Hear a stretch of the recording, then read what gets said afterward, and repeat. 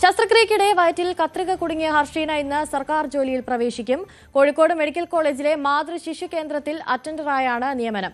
ഇന്നലെ മുഖ്യമന്ത്രിയും ആരോഗ്യമന്ത്രിയുമായുള്ള കൂടിക്കാഴ്ചയ്ക്ക് പിന്നാലെയാണ് ഹർഷീനയ്ക്ക് സർക്കാർ ജോലി ഉറപ്പായത്. MS അനീഷ് കുമാർ ചേരുന്നുണ്ട് കൂടുതൽ വിവരങ്ങളുമായി. Aneesh, good morning. കാലങ്ങളായി നീണ്ടുനിന്ന വലിയൊരു പ്രതിഷേധത്തിനുള്ള ഉത്തരം അല്ലെങ്കിൽ ഒരു പരിഹാരം ഹർഷീനയ്ക്ക് ലഭിച്ചിരിക്കുകയാണോ? ഒടുവിൽ ജോലി ലഭിച്ചിരിക്കുന്നു. സന്തോഷമെന്നാണ് ഹർഷീനയുടെ മറുപടി. എന്തൊക്കെയാണ് കൂടുതൽ വിവരങ്ങൾ?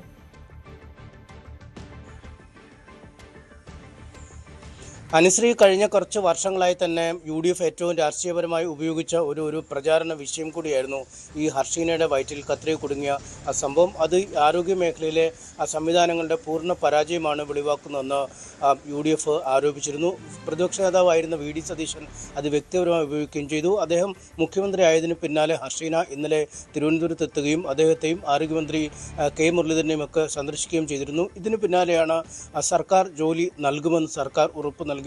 ഇതിനുശേഷം രാത്രിയോടുകൂടി സർക്കാർ ജോലി, അതായത് ഈ കോഴിക്കോട് മെഡിക്കൽ കോളേജിൽ മാതൃ ശിശു സംരക്ഷണ കേന്ദ്രത്തിലെ ഓഫീസ് അറ്റൻഡറായി നിയമിച്ചുകൊണ്ടുള്ള ഉത്തരവിറങ്ങുകയും ചെയ്തിരിക്കുന്നത്. നമുക്കിപ്പോൾ മനസ്സിലാക്കാൻ കഴിയുന്നത് ആശുപത്രി വികസന സമിതി വഴിയുള്ള നിയമനം ആണ് എന്നാണ്. പക്ഷേ സർക്കാർ ജോലി എന്ന രീതിയിൽ തന്നെ, അല്ലെങ്കിൽ സ്ഥിരം ജോലി എന്ന് തന്നെയാണ് ഹർഷീന വെളിപ്പെടുത്തുകയും ചെയ്തിരിക്കുന്നത്. എന്തായാലും ഇന്ന് ജോലിയിൽ പ്രവേശിക്കുമ്പോൾ അറിയാം ഏത് തരത്തിലാണ് ജോലിയുടെ സ്വഭാവം. അതായത് ഒരു സ്ഥിര നിയമനം എന്ന രീതിയിലാണോ അതോ ആശുപത്രി സമിതിക്ക് കീഴിലുള്ള നിയമനമാണോ എന്ന കാര്യത്തിലൊരു വ്യക്തത കൈവരുകയും ചെയ്തു. എന്തായാലും നേരത്തെ മന്ത്രി വീണ ജോർജിനെതിരെയൊക്കെ വലിയ വിമർശനങ്ങളുമായി എത്തിയിരുന്ന ഒരു ആൾ കൂടിയാണ് ഹർഷീന. ഹർഷീനയ്ക്ക് 2017 ഈ കോഴിക്കോട് മെഡിക്കൽ കോളേജിലെ പ്രസവ ശസ്ത്രക്രിയക്കിടയിൽ വയറ്റിനുള്ളിൽ കത്രിക, അല്ലെങ്കിൽ ഈ ആർട്ടറി ഫോർസെപ്സ് എന്ന ശസ്ത്രക്രിയ ഉപകരണം കുടുങ്ങിയത്. ഇതിനുശേഷം പിന്നീട് ഏതാനും വർഷങ്ങൾ കഴിഞ്ഞപ്പോൾ വയറ്റിൽ വലിയ രീതിയിലുള്ളൊരു ബുദ്ധിമുട്ട് അനുഭവിക്കും, ശാരീരികമായി തന്നെ ഒരു അവശതകളിലേക്ക് അവർ നീങ്ങുകയും ചെയ്തു. പിന്നീട് നടത്തിയ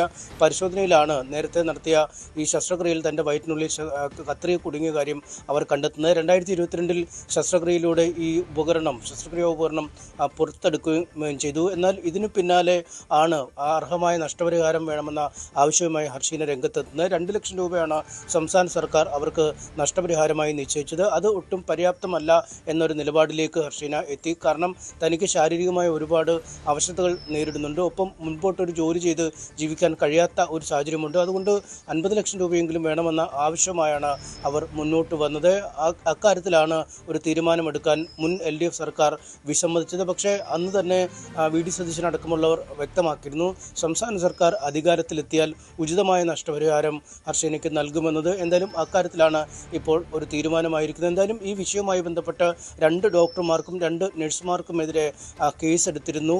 മെഡിക്കൽ ബോർഡ് ഇക്കാര്യത്തിൽ ഒരു അന്വേഷണത്തിന് വേണ്ടി മെഡിക്കൽ ബോർഡിനെ നിയോഗിച്ച് അവർ ഒരു വ്യക്തത ഇക്കാര്യത്തിൽ എവിടെ നിന്നാണ് ഈ കത്രിക ഉള്ളിൽ കുടുങ്ങിയെന്ന കാര്യത്തിൽ ഒരു വ്യക്തത നൽകുന്ന തരത്തിലുള്ള റിപ്പോർട്ടായിരുന്നില്ല നൽകിയത്. പിന്നീട് പോലീസ് നടത്തിയ പരിശോധനയിലാണ് ഈ ഹർഷീനയുടെ വയറ്റിനുള്ളിൽ കുടുങ്ങിയ ആ ഉപകരണവും ഒപ്പം കോഴിക്കോട് മെഡിക്കൽ കോളേജ് ആശുപത്രിയിലെ ഉപകരണവും തമ്മിൽ സാമ്യമുണ്ടെന്ന് കണ്ടെത്തുകയും ചെയ്തു. എന്തായാലും അതുമായി ബന്ധപ്പെട്ട് ചാർജ് ഷീറ്റ് അടക്കം സമർപ്പിച്ച് വിചാരണ പോലുള്ള നടപടികളിലേക്ക് കടക്കാനിരിക്കുകയുമാണ്. അതിനിടയിലാണ് ഇപ്പോൾ ഹർഷീനയ്ക്ക് ഉചിതമായ നഷ്ടപരിഹാരം നൽകുമെന്നും ഇപ്പോൾ ഈ ജോലി ഉത്തരവ് നൽകുകയും ചെയ്തിരിക്കുന്നത്. എന്തായാലും ഇന്ന് രാവിലെ 10 മണിക്ക് തന്നെ ഹർഷീന കോഴിക്കോട് മെഡിക്കൽ കോളേജിലെത്തി ജോലിയിൽ ഹാജരാകും.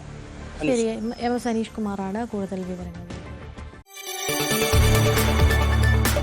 കൂടുതൽ വാർത്തകൾക്ക് News 18 Keralam YouTube channel subscribe ചെയ്യുക.